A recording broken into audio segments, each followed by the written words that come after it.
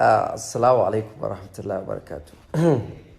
Sako zuwa ga Adamu Zango. To Adamu, na ga ka fusata a sa yara wannan ya faɗi suna na wannan ya ce wannan. To duk ba haka bane, ni da kai ko babu masana'anta musulmai ne, 'yan uwa ne, abokai ɗaya. Wannan magana ba na faɗe ta bane dan ka koma APC ka ba PDP, ko daga PDP kai da kamfin ka da APC, wallahi zan faɗa, saboda abin namu ne kawai dai na ga kamar. Amma dai duk da haka dai tunda na yi hakan baka ji daɗi ba, to ba batun sawa a zage ni bane ko ai magana. Da Allah ka yi haƙuri, ka yi haƙuri, Allah ya baka haƙuri. Su kuma yaran da ka sa a yi min haka, wallahi zan nemi kowa ɗaya bayan ɗaya zan ba shi haƙuri har inda suke. Da Allah a yi haƙuri, ka wuce. A yi haƙuri.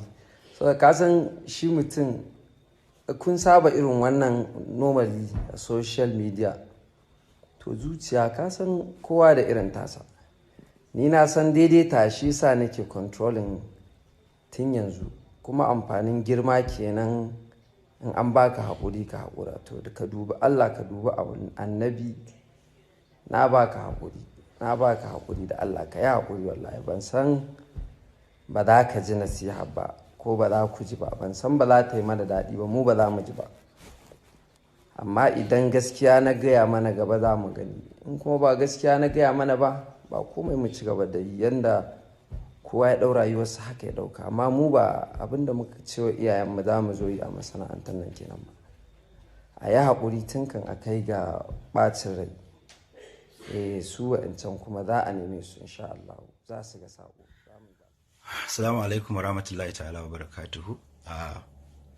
Da Allah masoyana da mabiya dai zan ce, don Allah duk wani abu da ya shafi abokin sana'ata, da Allah daga yau ina roƙonku da kada ku ƙara yin posting ɗin wani magana mara daɗi a kai kowaye ne.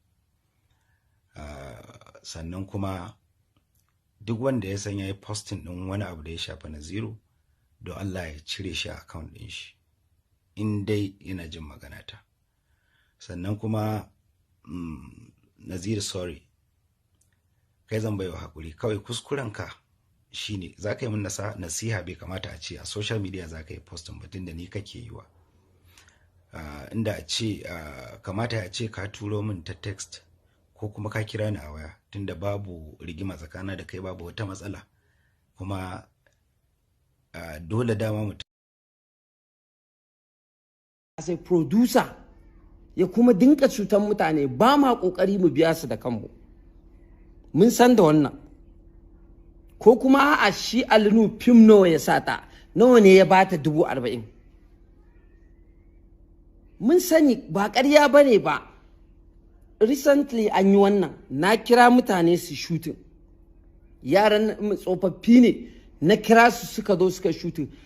Ina tambaya nawa ake biyan su, aka ce 2,000.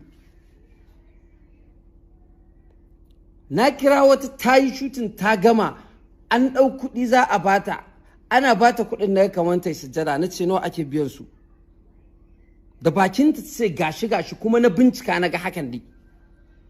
Haba, mun san wannan maganan man, ku bar tsohuwa ta zauna lafiya. Wannan da gaske ne, ba ita kadai bace ba kuma ma tsofaffi kawai ake ba. Duk wanda za a sa a fim, in dai zai fito a sun 1, 2 ne 3, sai dai a bashi irin wa'annan kuɗin 2,000, 3,000. Ba shi isa harkar take ta yin ƙasa ba. Kawai in muna da niyyar ku gyara, ku fito ku gyara. In kun kawo actor, ku biya shi da kanku, in kuna da nan kyakkyawan niyya. Amma mu yi magana gaskiya, ni na san fina-finan da ba ma biyan mutum ake in yayi ba, shi yake biya. Kuma kun san da wannan, to me abin wata magana anan? Yanzu wannan tsohuwar da aka sa ta gaba ake ta wannan maganar, so kuke hankalinta ya tashi, wani abu ya zo same ta na ciwo daban? Na rantse da Allah da ya halicce ni na rantse, in kuma wani ya isa shi ya fito ya rantse ya ce ba haka ake wannan zaluncin ba. Wallahi tallahi haka ake. 2,000 wani ma tura shi za a yi, a ce za a yi man waya. Wasu kuma sai an biya, sai sun biya kuɗi ko sun ba da wani abu makamancin kuɗi. Ba abin da muke fesin ba kenan a industry. ko ki ba da kuɗi ko kuma ki ba da kanki, ba shine abubuwan da ake fama da su ba?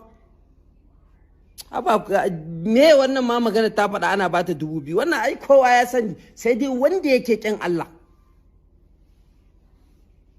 A'a, wasu ne ake wakiltawa su zo a producers su yi haka, na yadda, ko wasu ne suke cin kuɗin wasu, na yadda, ku ce ba ku bane. Amma magana in dai wannan maganan matan ne 2,000 aka bata ko 5,000 ake ba, wannan magana to nawa ne in ka ba su 5,000 10,000 ka ba su mugun kuɗi fa ma kenan a industry. Ba dai kawai ibtila'i bane, Allah ya sa ma san harkar kawai ka yi haka, wasu suke aikin fa. Da Allah mu yi abin da ya kamata, ku kyale tsohuwar nan ta zauna lafiya. Maganan nan gaske ne, haka take. Abin da ya kamata ku yi kokari ku gyara, ku miƙa saƙon da za ku ba mutum tsakaninku da shi, kuma kuma ku yi da gaske. Ko da in kun ga ba ku da kuɗi, kada a ɗauko fim a bari sai ana da kuɗi a ɗauko shi. Amma na rantse da Allah ana biyan su haka. Kuma wani a cikin ku da kuka shiga kuka yi magana, ku kuma ɗaya ya fito ya ce ya rantse da Allah ba a biyan su haka. Muna magana da su, duk da ku ga ba ma cikin yan fim ko ba ma cikin fim ko da yaushe, amma matsalolin da yawansu muna ji. Kana zaune in ka kalli wani aksan ma ya kirgawa matsalolin sai ka rasa, to wannan duk lokacin da yake aikin me yake faruwa. Muna sani dukka wanda suke kiran kansu manya a masana'antar nan, ba lissafin yadda 'yan masana'antar za su ci gaba gare su ba, lissafi ne na suya za a yi stadium ɗinsu ya karu. In director ne tunani yake me zai kawo, in producer ne tunani yake me zai kawo ya siyar, in actor ne tunani yake ya zai yi gaba, in mawaki ne tunani yake me zai yi sabo. Amma da Allah ku kyale matan nan, dan Allah, wannan maganar da matan nan ta faɗa da gaske ne, kuma faɗarta ba laifi ta ba, laifinmu ne ku da ba ku zauna kun gyara ba.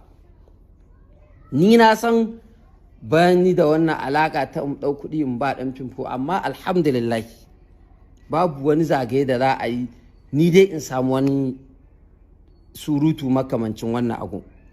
Amma magana biyu haka take, a ɗau 2,000 a ba mutum, a ce masa je ka za a turo ba a turo ba, ko kuma